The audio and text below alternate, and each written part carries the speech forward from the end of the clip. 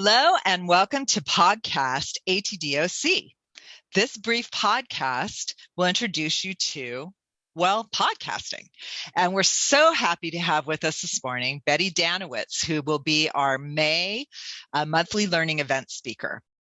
Betty is an immersive experience designer with over 17 years in corporate learning and development. She is also a podcaster, high performance coach, and content and curricula consultant.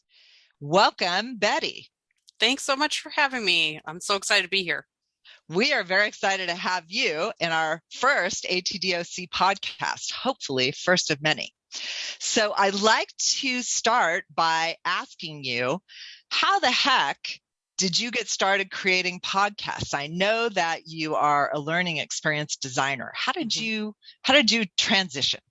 So I get asked this quite a bit, actually, like, how'd you get into this? And I started as a listener. And so actually a friend of mine was like, hey, do you ever listen to podcasts? I was like, yeah, sometimes. I used to listen to like popular preachers that I liked, and I was like, well, podcasting is just, I don't know. It's fine.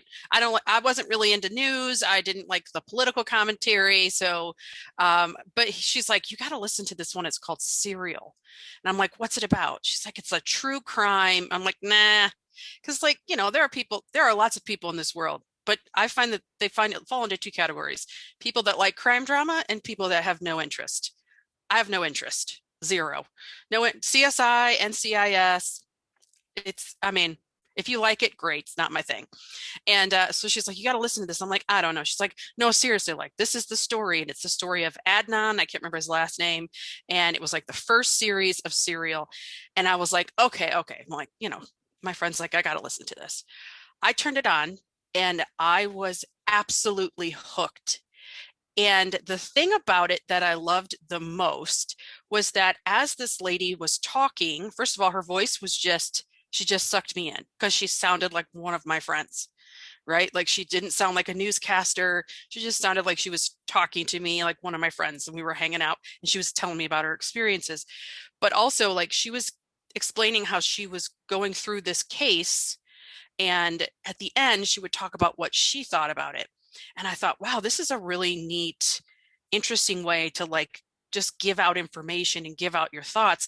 And then I got to an episode where she actually said that particular episode, she was recording in a closet in her hotel room.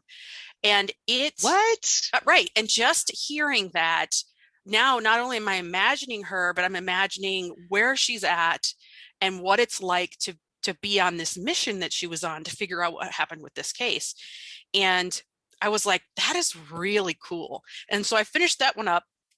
I was hesitant to start another one because it was kind of like obsessive. Like, I had to listen to all of them.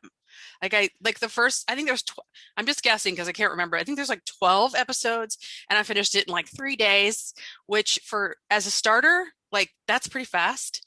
And so it's I was like, binge yeah, listening. yes. And so I was like, oh, I don't know if I could do that. But I did sort of pick up on a couple others, but again, they weren't crime one. I was like, oh, this one's kind of neat. And this is kind of interesting. And this was before Brene Brown had one, but believe me, I was looking for one from her.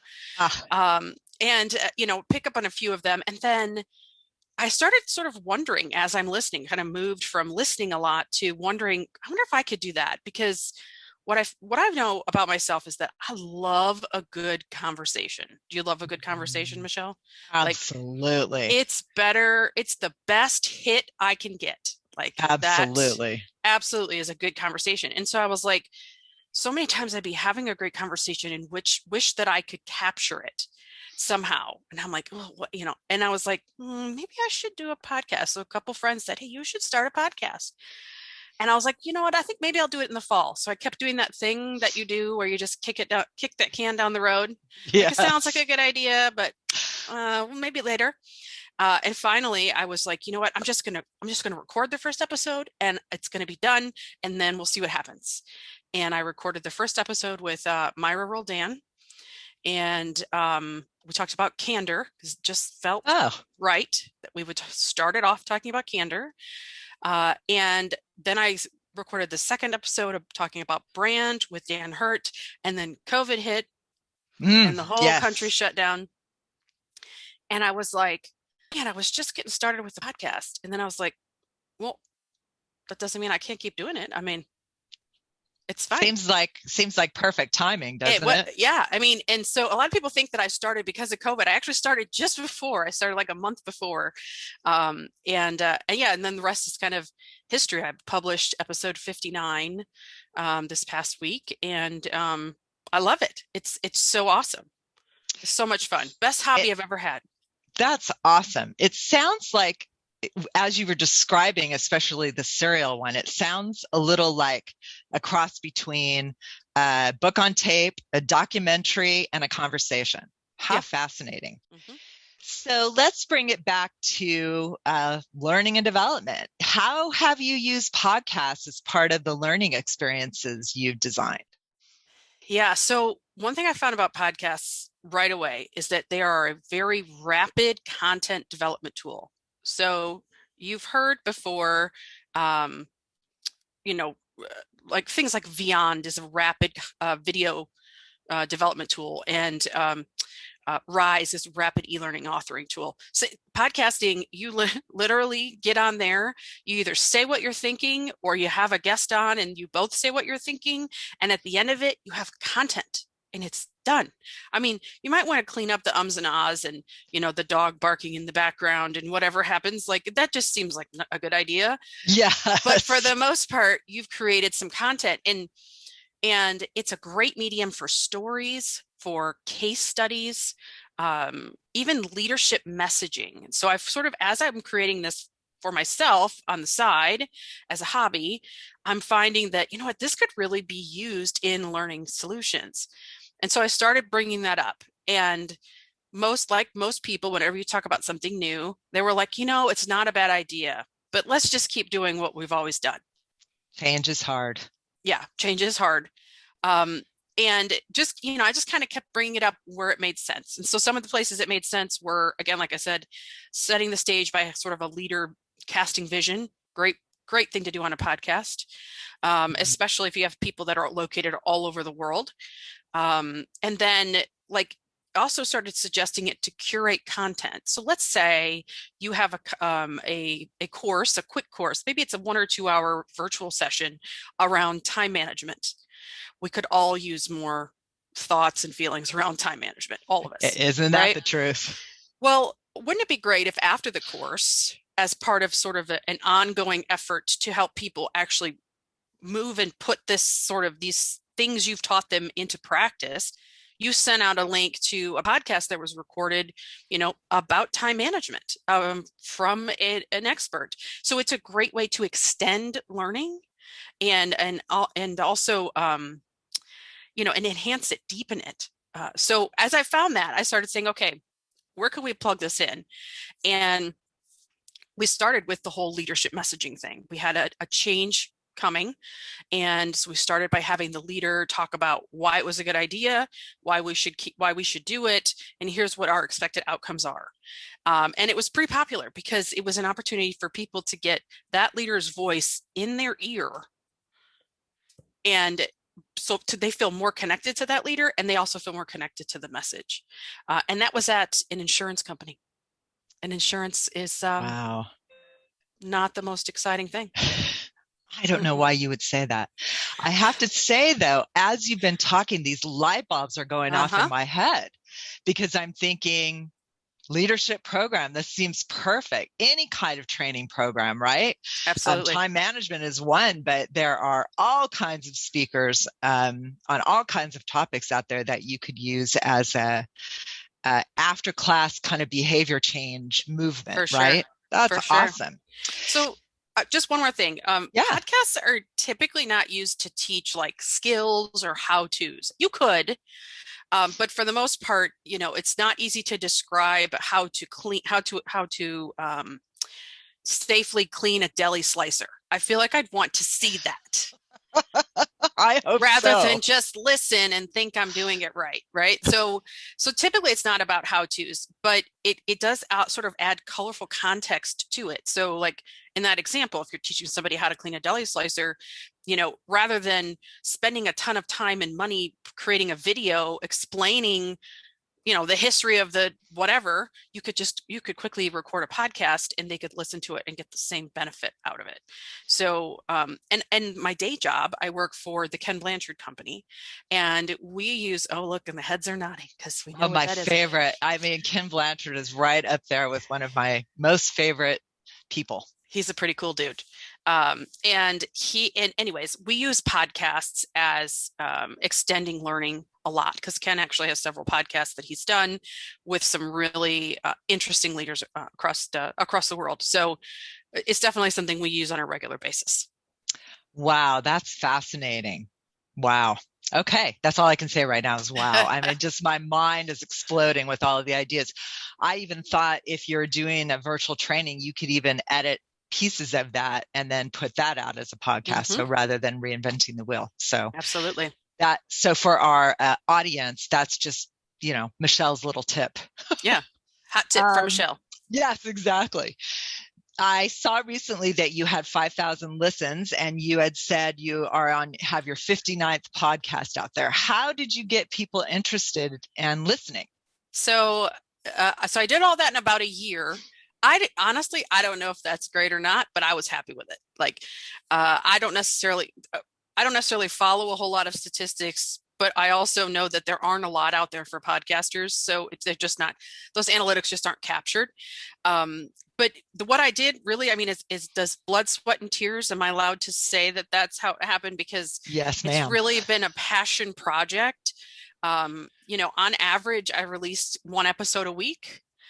And it doesn't get boring. It's a good time. I get to have that great conversation. I get to see how it affects the learning community and how it would be beneficial for them. And then I just basically launch it. I try to do it on a regular pace every Wednesday, launch a new episode, and hope that people like and share and comment. It started a little slow, but it's starting to pick up a pace a little bit more. I've been able to begin to advertise a little bit to teachers. I don't know if you know this, but there's a mass movement from K through 12 into corporate learning. And I mean, that's been happening for a while, but they're hungry for perspective and, thoughts and feelings of people that are in there doing the work right now, especially in instructional design. So I've been able to sort of tap into that. So social media works well if you work it. Like, that's what I tell people. Yes. So I've tried to get into a regular rhythm where I'm posting and letting people know without driving them crazy. Well, I think you're right. Consistency is important, right? And then pretty soon you have people that are saying, hey, it's Wednesday. Betty's new podcast is coming out. So that's always exciting. Yeah, it is. It's fun. So let's talk about fun. I love fun. I hope you do too. Which of your podcasts was the most fun to create? So I love them all, which is the politically correct answer that I'm supposed to give. Of course. I love them all. I love you all. Thank you for being my guest. But if I had to pick one, episode 20, it's called Two Dudes, The Power of Fandom and How to Harness Fandom in L&D. And I did it with two of my dearest friends in the industry, Destry Hildenbrand and Michael Shiashi. It was so much fun. There's a couple reasons why. Number one, it was a conversation that was literally like 8 months in the making. We had planned to actually record it together in person in one room, but COVID. And so we kept thinking, like so many things, we kept thinking, oh, just 2 more weeks. Yeah, I remember those days. Yeah. So finally I was like, there's no more 2 more weeks. Let's just get on the horn and do this. And the best part about this one was we got to talk about things like Star Wars versus Star Trek, anything that has to do with fandom, Harry Potter, the Hunger Games. I think South Park was in there at some point. And we talked about how fandom applies to L&D, or how we can apply the sort of the concepts around fandom to L&D. And the best part was that at the beginning of the episode, Destry was like, I don't really know that it applies. I mean, he even said that. He's like, I don't know. I mean, we'll see where this conversation goes. And by the end, he was totally convinced that fandom completely applies to L&D. And so First of all, that felt like a win, but also we just got to have this great conversation in between. It's actually one of the longer episodes because we had such a good time with that. So you should check that. You Wow. should check that one out.